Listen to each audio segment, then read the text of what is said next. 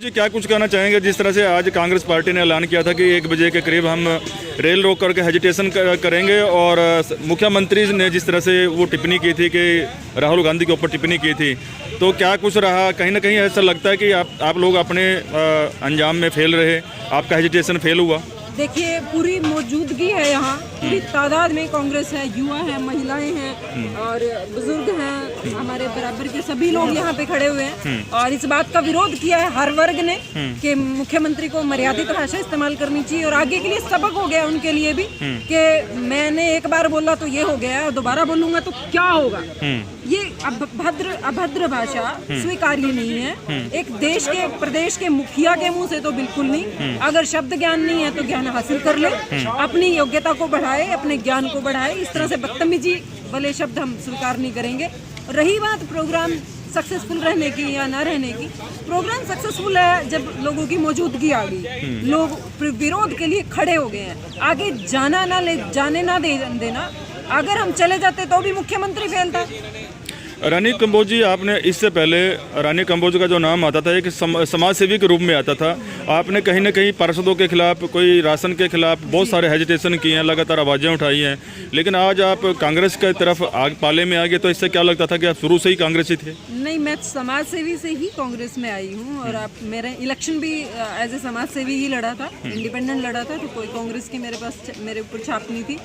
जब मजबूत संगठन के साथ कांग्रेस में आई हूँ। दूसरी बात, मैं तो एक प्लस हूँ कांग्रेस के लिए, क्योंकि मेरे साथ मेरी जो टीम है वो गैर कांग्रेसी थी और वो पूरी टीम प्लस हुई है, तो कांग्रेस मजबूत हुई है हमारे जैसे नेताओं से। तो लेकिन गैर कांग्रेसी तो आपने बीजेपी का दामन क्यों नहीं थामा? क्यों जब बीजेपी के अंदर क्यों नहीं आपने आस्था जताई अपनी? कोई बुराई बात नहीं थी, लेकिन बीजेपी में बदतमीजियां बहुत बड़े स्तर पे हैं। इन लोगों को तमीज नहीं है। आरएसएस बड़ी घटिया मानसिकता से देश चला रही है और वही आप देखिए, वही छाप यहाँ के प्रदेश में भी नजर आती है, प्रदेश सरकार में भी।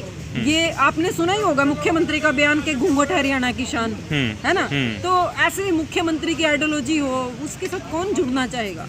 कौन महिला चाहेगी कि जो बंदा पाबंदियों को शान बता रहा है, जो फ्रीडम को गलत बता रहा है, तो फिर स्वतंत्रता की लड़ाई लड़ी क्यों थी? ये सारा कुछ तो अंग्रेज कर ही रहे थे हमारी औरतों के साथ। यूं चिन्हित कर करके उठा ले जाना और भद्दी भाषा इस्तेमाल करना, ये तो अंग्रेज करते ही थे। हम आजाद क्यों हुए थे? क्योंकि हमारी माँ बहनों की इज्जत पे उंगली उठ रही थी, वो बर्दाश्त नहीं हो रहा था। हमारे प्रदेश की आबरू लुट रही थी।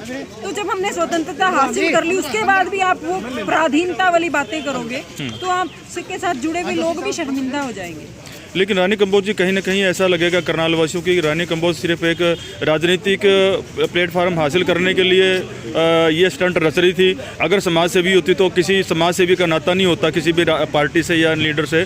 हम समाज सेवी तो समाज सेवी होता है, तो इससे भी समाज सेवी हैं। राजनीति भी समाज का ही एक बड़ा परिदृश्य होता है। जब आप समाज को व्यापक दर्जे पे लाभान्वित करना चाहते हो तो आपको राजनीति से जुड़ना पड़ता है। मैं एक ऐसे समाज सेवी जितना कर सकती हूँ कर रही हूँ, बट उनको जो लार्ज स्केल पे गवर्नमेंट की नीतियां उनको हैम्पर कर रही हूँ और उन नीतियों के खिलाफ मुझे एक अच्छी नीति चाहिए, तो उसके लिए मेरा राजनीतिक प्लेटफॉर्म पे होना बड़ा ही जरूरी है, ताकि मैं सीधे लोगों की डिमांड्स को पटल पे रख सकूं और उनके अनुसार कानून बनवा सकूं।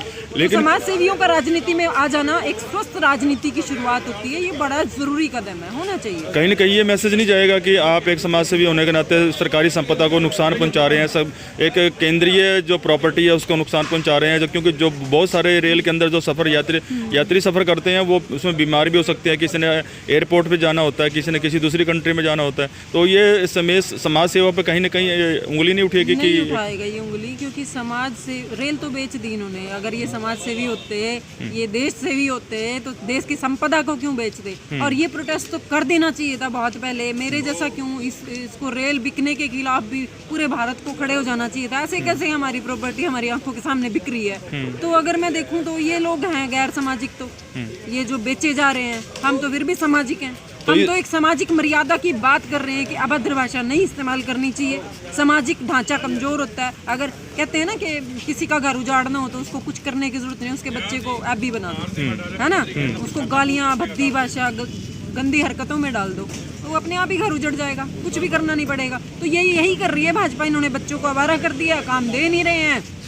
खुद भी आवारा भाषा का इस्तेमाल करते हैं, तो वो अंकुश लग जाना चाहिए। अब बहुत हो चुका है। रेल को लेकर के और बहुत सारी चीज़ों को लेकर के कहीं ना कहीं ये सवाल खड़ा होता है कि मोदी जी ने जिस टाइम सत्ता संभाली थी उस टाइम में ये कहा था कि ये देश नहीं बिकने दूंगा। हाँ, चरमरा के एक एक चीज चरमरा सब कुछ बेच डाला, सिर्फ एक खंडर खड़ा छोड़ दिया है। और इससे हम बड़े दुखी हैं, बहुत गलत कर रहे हैं। और फिर भी कुछ लोग जो अंधभक्त जिन्हें हम कहते हैं, वो फिर भी उसकी जय जय लगा रहे हैं। मैं चाहूंगी कि उनको भी अकल आए, इस तरह के प्रदर्शन आपकी बाइट से समझें वो चीज़ों को, कि कोई भी नेता के प्रति इतनी अंधता अच्छी नहीं होती। अपने देश के प्रति ही रखनी चाहिए सारी अच्छी भावना।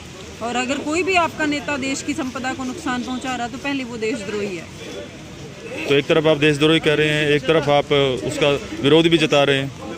देशद्रोही किसको कह रही हूँ? जो संपदा बेच रहा है।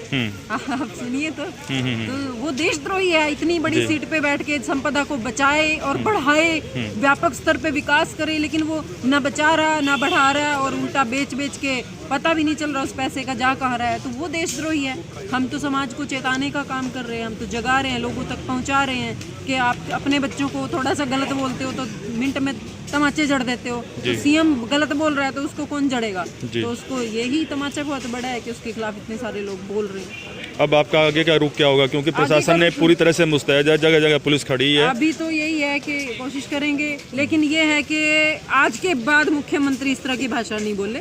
उसको समझ आ जाना चाहिए कि इतने लोग एक बार तूने 2 शब्द बोले हैं, और अगर आइंदा ये गलती कर दी तो फिर पूरा शहर बाहर होगा। जी, तो इस तरह से आप देख सकते हैं कि रानी कंबोज जो कि एक समाज सेवी थी, उनका यही विरोध था कि जिस तरह से मोदी ने इस तरह की बड़ी बड़ी प्रॉपर्टियां देश को बेच दी हैं, और आज इस तरह से कांग्रेस में अपनी आस्था जताई है और कांग्रेस पार्टी के अंदर आकर के इस तरह से ये समर्थन दिया है। और इस तरह से आज ये कांग्रेस पार्टी के जो अभी ये निकले थे, तो पुलिस प्रशासन बाहर खड़ा है, तो वो जाने नहीं दिया जा रहा है। लेकिन उन्होंने कहा कि हम 3 बजे फिर दोबारा ट्राई करेंगे, अगर निकले दिया जाए तो हम दोबारा से ये हेजिटेशन दोबारा से करेंगे। बंसीलाल पंचाल, सत्य समाचार, करनाल, हरियाणा।